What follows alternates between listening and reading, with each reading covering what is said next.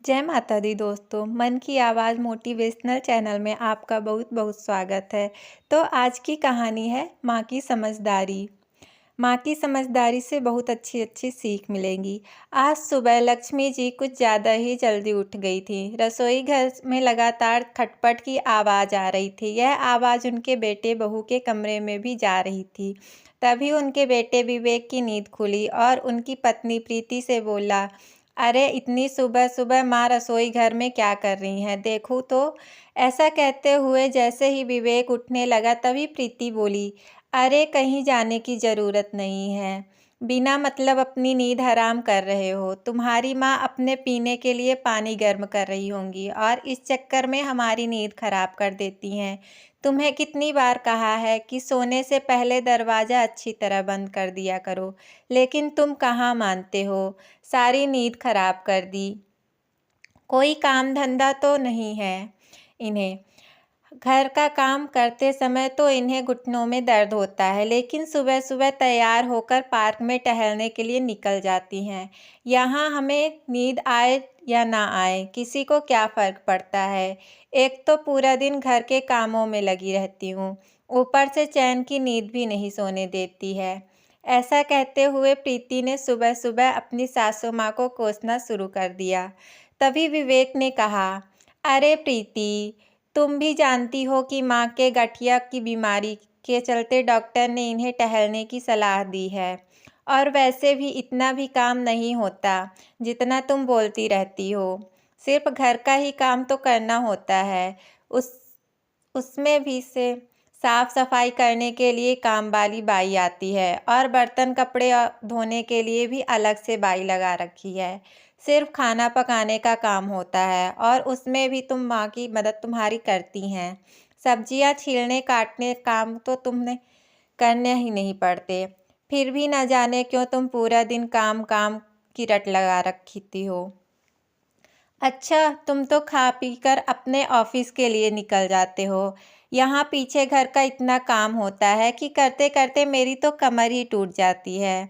और माँ जी का तो तुम जानते ही हो, शाम को भी घर पर कहाँ बैठती हैं, सत्संग सुनने मंदिर चली जाती हैं। घर पर तो उनका दिल ही नहीं लगता। अरे जब उन्हें घर पर रहना पसंद ही नहीं है तो उन्हें वृद्धा आश्रम ही भेज दो। तुम्हारी माँ को भी चैन मिल जाएगा और मुझे भी। तभी विवेक गुस्से में बोला, प्रीति, आज तो तुमने यह बात कह ही दी, लेकिन आइंदा इस बात को दोहराना मत, तो इससे बुरा कोई नहीं होगा। उसके कमरे का दरवाज़ा थोड़ा खुला होने के कारण लक्ष्मी जी के कानों तक सारी आवाज़ जा रही थी। बहू के विचार जानकर उनके दिल को दुख हुआ तो बहुत दुख हुआ, लेकिन उन्होंने कुछ न कहना ही उचित समझा और पार्क चली गईं। नाश्ते के बाद लक्ष्मी जी दोपहर की साग सब्जी लेकर काटने बैठ गईं। उस समय प्रीति अपने कमरे से तैयार होकर बाहर निकली और बोली, माँ जी, मैं ज़रा अपनी सहेली सोनिया के साथ बाजार जा रही हूँ, आने में कुछ देर हो जाएगी। तभी लक्ष्मी जी अपनी बहू से बोली, बहू, मेरा चश्मा टूट गया है, अब विवेक से क्या कहूँ। वो तो सुबह जाता है और रात को घर लौटता है। तुम बाजार जा रही हो तो मेरा चश्मा तुम ही बनवा लाना। तभी प्रीति बोली, माँ जी, इस महीने खर्चा बहुत ज़्यादा हो गया है और मुझे भी अपनी सहेली की शादी के लिए शॉपिंग करनी है, इसलिए अभी टूटे चश्मे से ही काम चलाइए। और वैसे भी आपको कौन सा ऑफिस का काम करना है जो चश्मे के बिना नहीं कर पाएंगी। अगले महीने मैं आपका चश्मा बनवा लाऊंगी। तो लक्ष्मी जी बोली, ठीक है बहू। प्रीति अपना पर्स उठाकर चलती बनी। चश्मे के बिना लक्ष्मी जी बहुत मुश्किल से गुजारा कर रही थीं। एक दिन उनका पोता सोनू उनके कमरे में बैठकर खेल रहा था। उसने पानी मांगा तो लक्ष्मी जी रसोई घर में पानी लेने गईं, लेकिन बिना चश्मे के कुछ साफ दिखाई नहीं दे रहा था। अचानक उनका हाथ कांच के ग्लास से टकराया और ग्लास नीचे गिर गया और टूट गया। जैसे ही प्रीति ने कुछ टूटने की आवाज़ सुनी तो गुस्से से तमतमाती हुई बाहर निकली। फर्श पर देखा तो कांच का ग्लास टूटा हुआ पड़ा था। देखते ही आग बबूला होते हुए प्रीति बोली, भगवान ने दो दो आंखें दी हैं, तो देखकर काम नहीं कर सकती आप? मेरा इतना महंगा इम्पोर्टेंट ग्लास तोड़ दिया। मालूम भी है यह मेरी माँ ने दिया था।